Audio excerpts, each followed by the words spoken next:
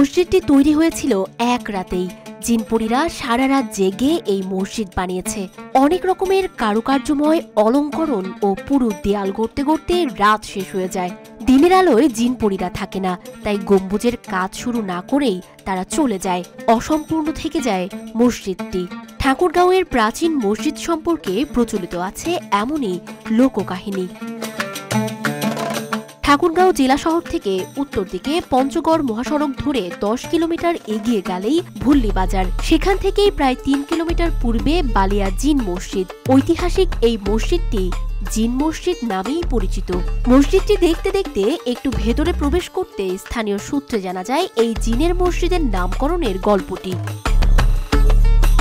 কোনো এক অমাবস্যার রাতে জিনপরীরা বালিয়া ইউনিয়নের ওপর দিয়ে উড়ে যাওয়ার সময় এলাকাটি তাদের পছন্দ হয়ে যায়। তারপর জিনপরীরা মাটিতে নেমে এসে মসজিদ নির্মাণের কাজ শুরু করে, কিন্তু গম্বুজ তৈরির আগেই ভোর হয়ে যাওয়াতে কাজ অসমাপ্ত রেখে চলে যায় তারা। ফলে গম্বুজ ছাড়া দাঁড়িয়ে থাকে অসাধারণ কারুকার্যময় এই মসজিদটি। জিনপরীরা কিছু অংশ তৈরি করেছে বলে স্থানীয়দের কাছে এটি জিনের মসজিদ নামে পরিচিত। বেড়াতে এসে শুনলাম যে জায়গায় একটা মসজিদ গঠিত হয়েছে। এক রাতের মধ্যে ওই ফজর আজান যখন দেয় ওই টাইম থেকে কাজটা বন্ধ হয়ে গেছে। ছাদটা দিবে বাকি ছিল, ওই ছাদটা পরে এলাকার লোকে দিয়েছে। সে গাঁথনিটাও অন্যরকম ধরন, মানুষের যেভাবে গাঁথনি করে ওই রকম ধরনের গাঁথনি না। গাঁথনিগুলো খুব অসার করছে, খুব সুন্দর দেখতে, এবং গেটটাও করছে খুব সৌন্দর্যযোগ্য। মসজিদটা যখন হয় তখন তো আমাদের ছোট আইতি হয়েছে আর কি। আইতে হওয়ার পরে ছাদ বন্ধ ছিল, ছাদটা করতে একটু পরে মানুষে করছে। মসজিদের গায়ে খোদাই করা সন অনুসারে এটি নির্মিত হয় 1317 বঙ্গাব্দে, মানে 1910 খ্রিস্টাব্দে।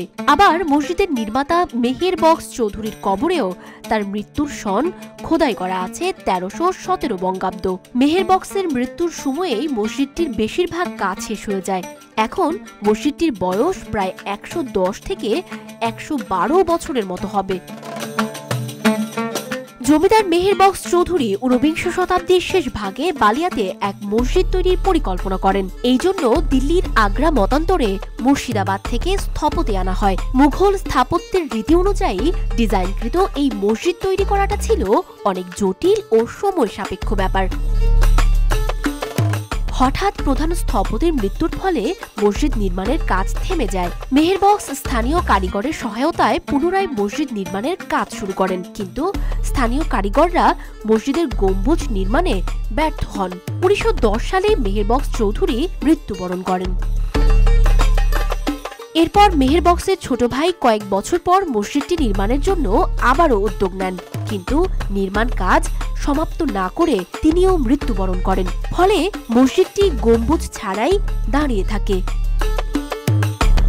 অবশেষে মেহের বক্স চৌধুরীর ছেলে মরহুম বসরত আলী চৌধুরীর কন্যা বাংলাদেশের বিশিষ্ট শিল্পপতি তশরিফা খাতুন 2010 সালে ইনস্টিটিউটের কারিগরি সহায়তায় বালিয়া মসজিদটির সংস্কার কাজ শুরু করে। একই সঙ্গে আর্কিটেক্ট সৈয়দ আবু সুফিয়ান কুশলের নকশায় নতুনভাবে গম্বুজ নির্মাণ করা হয়। মসজিদের ছাদে একই সাইজের 3টি গম্বুজ ও 8টি মিনার আছে, যার মধ্যে 4 কোণের 4টি মিনার বড় এবং বাকি 4টি ছোট।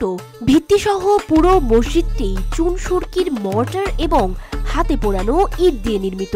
ইটে কোনো কাজ না থাকলেও মসজিদের দেয়ালের বিভিন্ন স্থানে ইট কেটে কলস, ঘণ্টা, ডিশ, বাটি, আমলকি, পদ্ম ইত্যাদি নকশা তৈরি করা হয়েছে।